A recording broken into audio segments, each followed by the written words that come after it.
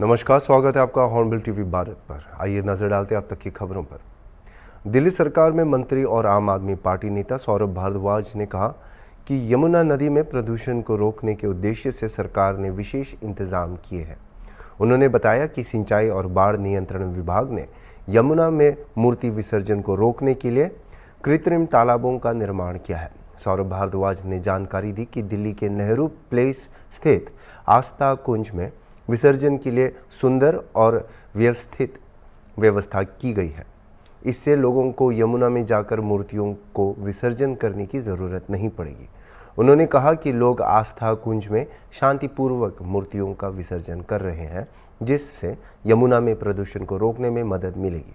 दिल्ली सरकार के इस कदम का उद्देश्य पर्यावरण को बचाने के साथ साथ लोगों की धार्मिक भावनाओं का भी सम्मान करना है। यमुना के अंदर पोल्यूशन ना हो, इसको देखते हुए कृत्रिम यानी कि आर्टिफिशियल पानी के तालाब बनाए हैं। और ये आप देख सकते हैं कि irrigation flood control department Delhi सरकार ने, जो मेरा विभाग है, उसने यहाँ पे ये पूरी की पूरी व्यवस्था की है ताकि लोगों को यमुना में जाके माँ दुर्गा का विसर्जन ना करना पड़े। यहाँ पे नेहरू प्लेस में आस्था कुंज में बहुत साफ सुंदर विसर्जन के इंतजाम किए गए हैं, तो लोग बड़ी शांति से महिलाओं के साथ आके यहाँ पे विसर्जन कर पा रहे हैं। महाराष्ट्र के पूर्व मंत्री और अजीत पवार के नेतृत्व वाली राष्ट्रवादी कांग्रेस पार्टी के नेता बाबा सिद्दीकी की शनिवार 12 अक्टूबर 2024 को मुंबई के बांद्रा इलाके में कथित तौर पर 3 लोगों ने गोली मारकर हत्या कर दी। यह हत्या उनके बेटे जीशान सिद्दीकी के नीलम नगर स्थित कार्यालय के बाहर हुई। क्राइम ब्रांच ने जांच अपने हाथ में ली है और वह व्यापारिक प्रतिद्वंदिता, कॉन्ट्रैक्ट किलिंग और स्लम रिहेबिलिटेशन अथॉरिटी प्रोजेक्ट को लेकर धमकी के कोणों की जांच कर रही है। 2 संदिग्धों गुरमेल बलजीत सिंह और धर्मराज राजेश कश्यप को गिरफ्तार कर लिया गया है, जबकि तीसरा संदिग्ध शिवा अभी भी फरार है। शिवा की मां ने खुलासा किया कि वह कबाड़ खाने में काम करने के लिए पुणे गया था और होली के बाद से उससे संपर्क नहीं हुआ। वह मुंबई में उसकी गतिविधियों से अनजान थी और उसने बताया कि शिवा की उम्र करीब 18-19 साल है। भैया हम पहले से जानित नहीं रहा, पूना गे रहे, पूना में भंगाड़ के काम करते रहे, वही हम जानित रहे। और बम्बई वाला भैया हम नहीं जानित रहे कि बम्बई में का करते हैं, का नहीं करते हैं, का खाते हैं, का कमाते हैं, यूँ हमका नहीं पता रहा। वो होली में हम चला गया, तब से नहीं आवा भैया। तो भैया हम जब हम हुआ रहन नहीं दिया, खा सुना नहीं, तो हम का बताई दी, हमका जब कोई बताइस नहीं, मालूम नहीं रहा, हमसे बात नहीं करत रहे, हमका फोन नहीं करत रहे, हमका कुछ वो नहीं करत रहे, तो हम का बताई दी भैया का कर। ये कितनी उम्र थी शिवा की? अरे कम से कम 18 साल तो हो गई करी, 18-19 साल।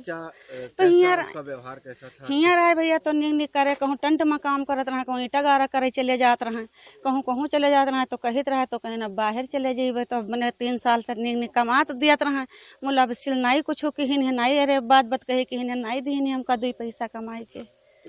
और बिटिया बीमार रहा तब 3000 रुपया दूसरे के वो मुँह के हाथे भेजवाइन घरे, तब बिटिया की दवाई करावा। अभी होली के बाद से नहीं आया। गुरमेल सिंह की दादी ने बताया कि भले ही वह उनका पोता हो, लेकिन वे संपर्क में नहीं है और अब वह उनके लिए कोई महत्व नहीं रखता। इसी तरह धर्मराज कश्यप की मां ने भी बताया कि वह 2 महीने पहले पुणे में स्क्रैप यार्ड में काम करने गया था और तब से संपर्क में नहीं है। मेरा कुछ नहीं लगता, मेरा कुछ नहीं लगता। कितने दिनों तक नहीं है यहाँ पे काम में? उन्हें तो 3-4 दिन हो गए, उसका गाइड ना उसके फोन ना दे, ना उसका कुछ आंदा। मन तो जी घर तबीयत दखल करा रखा, 10-11 साल हो गए। सकड़ी मरो, सकड़ी अब मरा जी, ज्यादा कांड करा, फिर ओके लग गया दुश्मन आओ, जीवन सब का एक है। तो बेदखल कर रखा था? हाँ बेदखल कर रखा था? हाँ बेदखल करा रखा जी। मन तो घर में कोई मतलब नहीं था उसका? मन इतना सुनता कोई नहीं थी, कोई मतलब नहीं था उसका ना, कोई मतलब नहीं। ना हमारे पास फोन आन दे, ना हमारे जान दे, ना फोन रख दे। ये बड़े बड़े शरीर फोन रखा जी, मारा के काम आ जाए लगाइया का। अरे भैया कौन मैं छोड़ाई लिए उनका और का बताई हम कहाँ चले मैं कहाँ कितने दिन से रहता था, ये क्या काम 2 करता महीना भय गए रहे ई कबाड़ के काम करे के हमसे बताई के गए रहे। अब वहाँ कुछ भी करे साहब हमका का पता कोई कहाँ का था? कहाँ पे करा। काम करता था ये? पूना गए रहे हमसे बताई के। तो आपको कैसे जानकारी मिली? हमको सवेरे पुलिस आई है तब हम पूछी सी तब हम जाना है।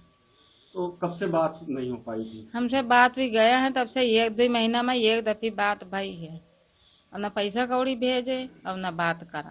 तो पहले क्या यहाँ भी कोई लड़ाई झगड़ा झंझट में रहता कुछ था? नहीं होत रहा साहब, हमारे लड़के नीक रहे, कहूँ लड़ाई झगड़ा नहीं करत रहे।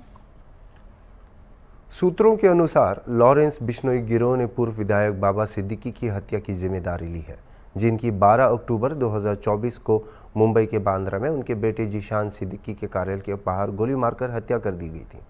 बिश्नोई गिरोह ने दावा किया कि उन्होंने बांद्रा के पूर्व विधायक की हत्या इसलिए की क्योंकि उनके दाऊद इब्राहिम से संबंध थे। हत्या दशहरा समारोह के दौरान हुई, जिसमें हमलावरों ने पटाखों के शोर का फायदा उठाकर किसी की नज़र में आए बिना ही गोलीबारी को अंजाम दिया। सिद्दीकी को कई बार गोली मारी गई, जिसमें एक गोली उनके सीने में लगी और बाद में लीलावती अस्पताल में उन्हें मृत घोषित कर दिया गया। 2 संदिग्धों गुरमेल बलजीत सिंह 23 वर्षीय और धर्मराज राजेश कश्यप 19 वर्षीय को गिरफ्तार कर लिया गया है, जबकि तीसरा संदिग्ध उत्तर प्रदेश का शिव कुमार उर्फ शिव गौतम अभी भी फरार है। इस हत्या ने पूरे देश को झकझोर कर रख दिया है और राष्ट्रीय सुर्खियां बटोरी है।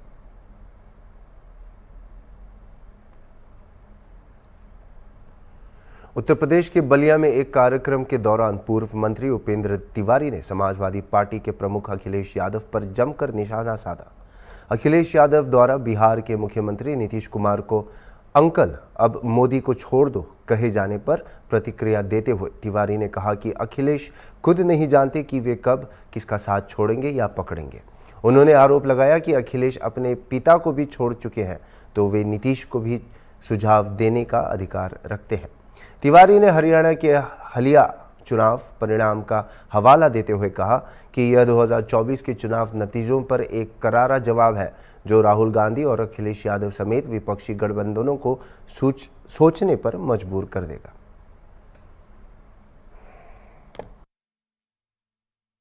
देखिए, दशहरा के शुभ अवसर पर मंगलम मोटर कंपनी और उनके सभी सहयोगी लोगों को और साथ ही साथ पूरे बलिया जनपद वासियों के लोगों को हम लोग बधाई और धन्यवाद देना चाहते हैं कि मंगलम ग्रुप्स ने बलिया के लिए एक बड़ा तोहफा दिया है कि जिन गाड़ियों की सर्विसिंग कराने के लिए बलिया के लोग, चाहे टोयोटा की गाड़ी हो चाहे अन्य कंपनियों की गाड़ी हो, लखनऊ, बनारस, गोरखपुर और लखनऊ जाना पड़ता था, उन सभी गाड़ियों की सर्विसिंग कराने के लिए अब इसी बलिया जनपद में चिलीघर में ये सारी सुविधाएँ उपलब्ध है। तो निश्चित रूप से दशहरा के अवसर पर ये बलिया जनपद वासियों के लिए विशेष तोहफा है, क्योंकि ये बड़ी बात है। इसके चक्कर में लखनऊ तक की यात्रा और गोरखपुर, बनारस तक की यात्रा करनी पड़ती थी, तो तेल की भी बचत होगी और यहाँ पे सर्विस दे रहे हैं तो लोगों के पैसे की भी बचत होगी। तो एक तरीके से बलिया के लोगों के लिए एक उत्साह की बात है और बलिया के लोगों के लिए लाभ की बात है। उसी परिप्रेक्ष्य में आज हम सब लोग यहाँ पे आ गए। राहुल गांधी जी कब किसको छोड़ेंगे, कब किसको पकड़ेंगे और क्या बात करेंगे, खुद ही लोग नहीं जानते।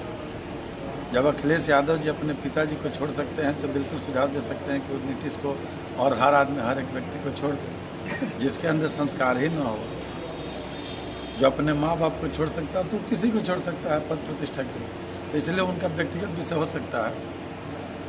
और इस नाते हम कह सकते हैं कि वो जानते हैं कि पूरे उत्तर प्रदेश हो, बिहार हो या पूरा देश, जो हरियाणा का रिजल्ट आया है उस हरियाणा के रिजल्ट ने यह साबित किया है कि जो 2024 का एक रिजल्ट आया था जिसमें राहुल गांधी से लेकर अखिलेश यादव तक और पीडीए से लेकर तमाम नारा देने तक की बात आई थी, एक हरियाणा ने सबके ऊपर मुंहतोड़ जवाब दे दिया। वहाँ सबसे ज़्यादा दलित भी हैं, वहाँ सबसे ज़्यादा पिछड़ा भी हैं, वहाँ सबसे ज़्यादा किसान भी हैं, वहाँ सबसे ज़्यादा खिलाड़ी के रूप में नौजवान भी हैं और वहाँ सबसे ज़्यादा सैनिक भी हैं।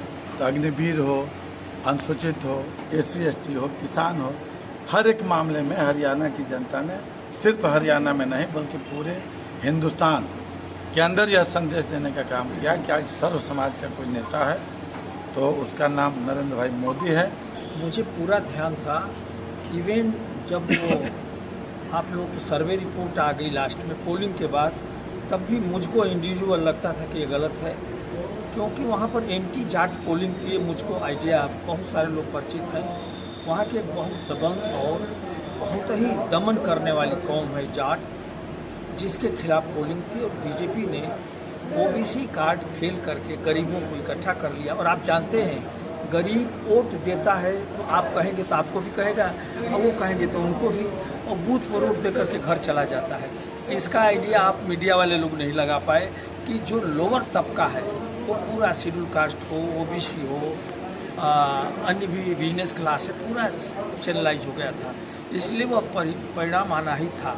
कोई अनएक्सपेक्टेड नहीं। अनएक्सपेक्टेड ये है कि विकसित लोगों का इंटरव्यू लेकर के आप लोग चला देते हैं, ये था अनएक्सपेक्टेड। और प्रतिभा विहीन प्राणी है वो, कालिदास है। कब क्या बोल करके अपनी पार्टी का नुकसान कर लेंगे, उसको पार्टी वाले भी नहीं जानते और वो भी नहीं जानते हैं।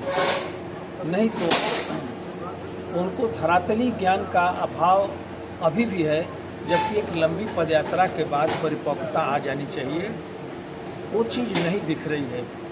और कहीं न कहीं से देश में माननीय प्रधानमंत्री जी ने परिवारवाद के खिलाफ जो एक माहौल बनाया है, तो इन लोगों के खिलाफ जनता का ध्यान अब समाप्त हो चुका है। इन लोगों को नए सिरे से विचार करना चाहिए। और राहुल जी जब तक लीड करेंगे कांग्रेस को, मुझे नहीं लगता कि कांग्रेस कभी सर्वाइव करेगी। उत्तर प्रदेश के बागपत जिले में ईस्टर्न पेरिफेरल एक्सप्रेसवे पर एक दर्दनाक हादसा हुआ, जिसमें तेज रफ्तार ट्रक और कैंटर की टक्कर से सड़क पर खड़े 3 लोगों को ट्रक ने कुचल दिया, जिससे उनकी मौके पर ही मौत हो गई। एक अन्य व्यक्ति गंभीर रूप से घायल हो गया और यह हादसा चांदी नगर थाना क्षेत्र में लहचौड़ा गांव के पास हुआ। मृतकों की पहचान नन्हे, राजा और अकील के रूप में हुई है, जो गाजियाबाद के रहने वाले थे। पुलिस ने शवों को कब्जे में लेकर पोस्टमार्टम के लिए भेज दिया है और परिजनों की शिकायत पर कानूनी कार्रवाई की जा रही है। एक्सीडेंट हो गया, 3 आदमी थे, तीनों खत्म हो गए कैंटर में। कैसे कैसे हुआ? नीचे खड़े थे गाड़ी से, टक्कर मार के चला, कोई 12 टायर था, मार के चला गया। इसमें घायल भी है कोई? एक घायल है, 3 खत्म हो गए। कहाँ के रहने वाले हैं, क्या नाम है? 2 दायरे के, एक नाल का। अच्छा। एक राजा है, एक नन्हे, एक और है, उसका नाम नहीं पता। पुलिस को जानकारी दे दी?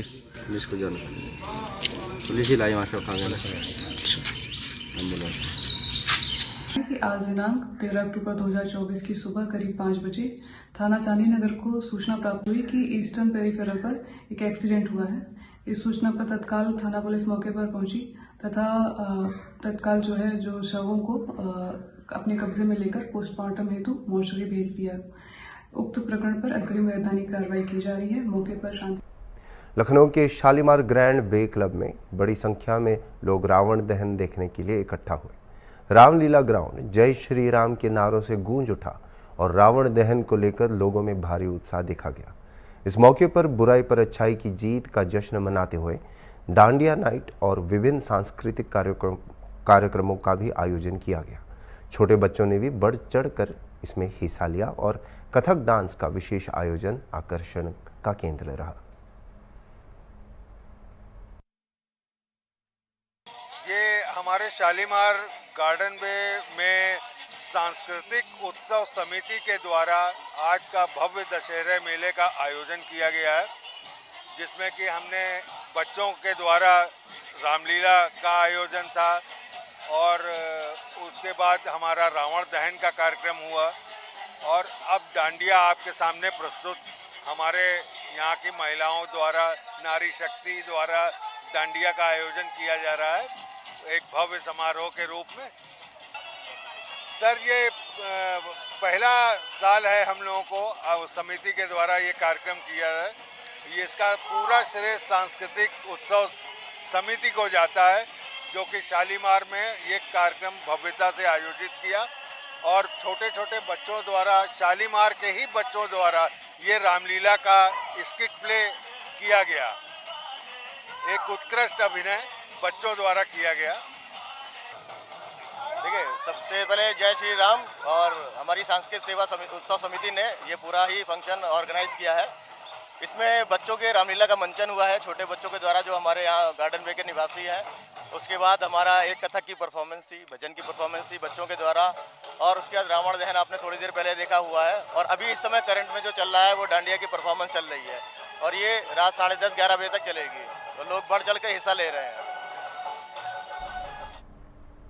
बलिया के सुखपुरा में स्थित सामुदायिक स्वास्थ्य केंद्र के संचालन न होने से नाराज छात्रों ने सुखपुरा चौराहे पर मुख्य चिकित्साधिकारी डॉक्टर विजयपति द्विवेदी का पुतला फूंका।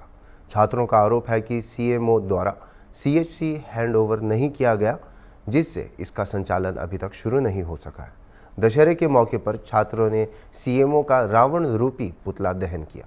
पुतला जलते समय एक सिपाही ने पुतले पर लाठी बरसाना शुरू कर दिया, जिससे घटनास्थल पर अजीब स्थिति उत्पन्न हो गई। छात्र नेता अमित सिंह ने इसे बुराई पर अच्छाई की जीत का प्रतीक बताया। अमित सिंह, छात्र संघ महामंत्री टाउन डिग्री कॉलेज बलिया। मैं ग्राम सभा सुल्तानपुर क्षेत्र सुखपुरा का निवासी हूँ। आज किस तरह का पुतला दहन किया आप? जी, आज रावण रूपी सीएमओ का पुतला दहन किया गया हमारे सुखपुरा चौराहे पे। और मैं आपको बता दूं कि सीएचसी का जो संचालन है, सामुदायिक स्वास्थ्य केंद्र, जो 7 वर्षों से बन के सुखपुरा में तैयार है, उसका बृहद भवन जो 4 करोड़ रुपए से अधिक में बना हुआ है, वो जनता के पैसे से बना हुआ है। तो जब जनता का पैसा लगा है तो जनहित में जनता का उसको लाभ में मिलना चाहिए। इसीलिए आज हम लोगों ने लगभग विगत माह से, पिछले माह से हम लोग लगातार धरना प्रदर्शन कर रहे हैं और आंदोलित हैं। इस जन आंदोलन को लेकर पूरी जनता उधर की आंदोलित है।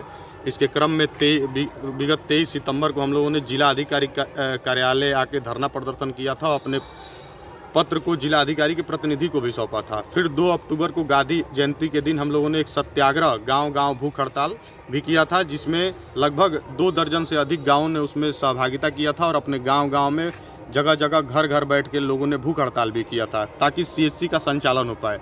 लेकिन ऐसा 2 अक्टूबर के बाद भी हम लोगों ने जिलाधिकारी को एक ज्ञापन के माध्यम से ये अवगत कराया था कि हम लोग लगातार आंदोलित हैं, कृपया करके आप सीएचसी का संचालन कराएं। लेकिन अभी तक कोई सकारात्मक जवाब ना जिला प्रशासन की ओर से आया है और ना ही सीएमओ की ओर से आया है। इसीलिए आज हम लोगों ने दशहरा के अवसर पे, जैसा दशहरे को लेकर कहा जाता है कि बुराई पे अच्छाई का प्रतीक है दशहरा, तो आज हम लोगों ने रावण रूपी सीएमओ का आज पुतला दहन किया है जनपद बलिया में।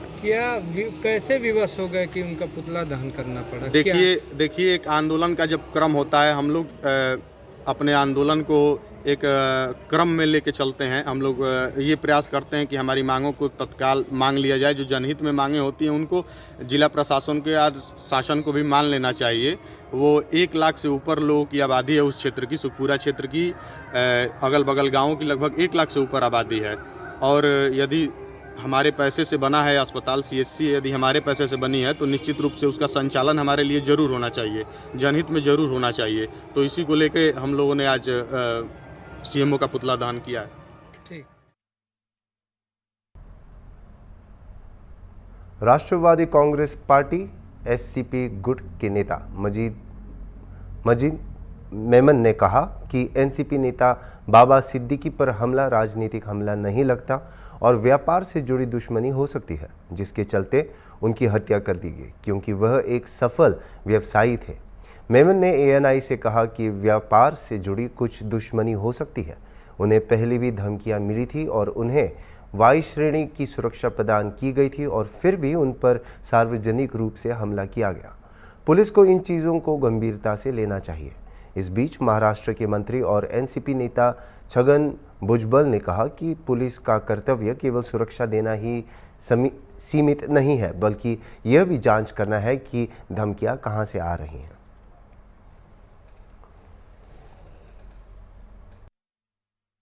बाबा सिद्दीकी पर जो हमला किया गया है वो कोई राजनीतिक कारणों से नहीं लगता। ऊपर से तो यूँ लग रहा है कि कोई इसमें कोई पॉलिटिक्स नहीं थी।